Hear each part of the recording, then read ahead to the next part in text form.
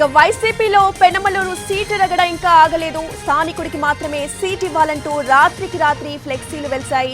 OC, BC, SC అయిన స్థానికులకే seat ఇవ్వాలని ఫ్లెక్సీలను ఏర్పాటు చేశారు. ఇక సీటు మంత్రికి జోగి రమేష్ కి ఇవ్వడంతో మొదలైంది అసమ్మతి సెగ. సీటు కమ్మ కార్పొరేషన్ చైర్మన్ తుమ్మల చంద్రశేఖర్ కి ఇవ్వాలని అనుచరులు ఆందోళన చేస్తున్నారు. ఇక పడమట సురేష్ బాబుకి సజ్జల ఫోన్ చేశారు. పార్టీ న్యాయం చేస్తుందని పడమట సురేష్ బాబుకు చెప్పారు సజ్జల.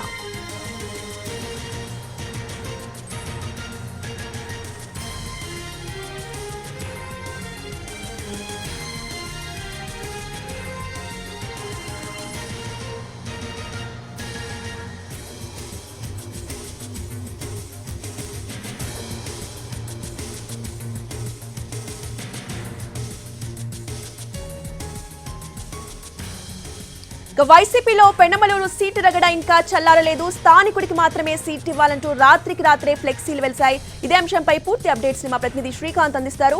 శ్రీకాంత్,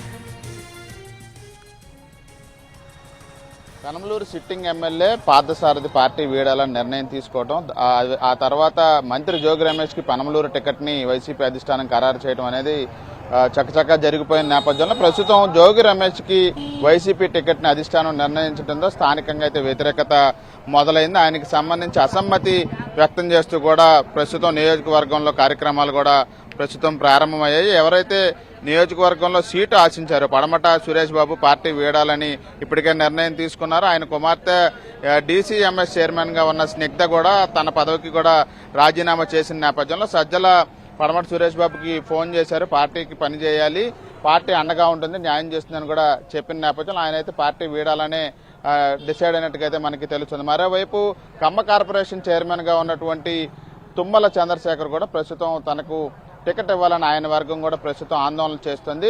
స్థానికులకే టికెట్ ఇవ్వాలి, అది ఎస్సీ అయినా, బీసీ అయినా, ఓసీ అయినా పర్లేదు, ఇతరులకు ఇవ్వద్దనే ప్రధాన ఎజెండాతో ప్రస్తుతం ఆందోళనలు అయితే పెనమలూరు నియోజకవర్గంలో చేస్తున్నారు. దీనికి సంబంధించి ఫ్లెక్సీలను కూడా రాత్రికి రాత్రే నియోజకవర్గంలో కూడా ఏర్పాటు చేసిన పరిస్థితి కూడా ఉన్న నేపథ్యంలో ఇంకా జోగి రమేష్ ఇంకా నియోజకవర్గంలోకి ఎంటర్ కాలేదు. ఆయన ఈ నెల 15వ తారీఖున రోజునే నియోజకవర్గంలో పార్టీ కార్యాలయాన్ని కూడా ప్రారంభించడానికి సన్నాహాలు కూడా చేసుకుంటూ పెనమలూరులో ఉన్నటువంటి వైసీపీ క్యాడర్తో కూడా ఆయన సమావేశాలను నిర్వహించడానికి అయితే ఆయన ఒకవైపున ప్లానింగ్ చేసుకుంటున్నారు. మరోవైపు ఆయనకి వ్యతిరేకంగా, ఆయన మైలవరానికి సంబంధించిన వ్యక్తి కాబట్టి, ఆయన లోకల్ వ్యక్తి కాదు కాబట్టి ఇక్కడ ఆయనకి టికెట్ ఇవ్వద్దని చెప్పి వైసీపీలోని అసమ్మతి రాగాలైతే పెరుగుతున్న పరిస్థితి కూడా ఉంది. దానికి సంబంధించి కార్యక్రమాలు కూడా నిర్వహిస్తున్న నేపథ్యంలో మరి జోగి రమేష్ క్యాడర్తో ఏ విధంగా మాట్లాడతారు, అదేవిధంగా అధిష్టానం వీటన్నిటిని కూడా ఏ విధంగా సద్దుమణిగటానికి చర్యలు తీసుకుంటుందో అనేది అయితే ఆసక్తిగా మారింది. రోజా, రైట్, థ్యాంక్ యూ శ్రీకాంత్.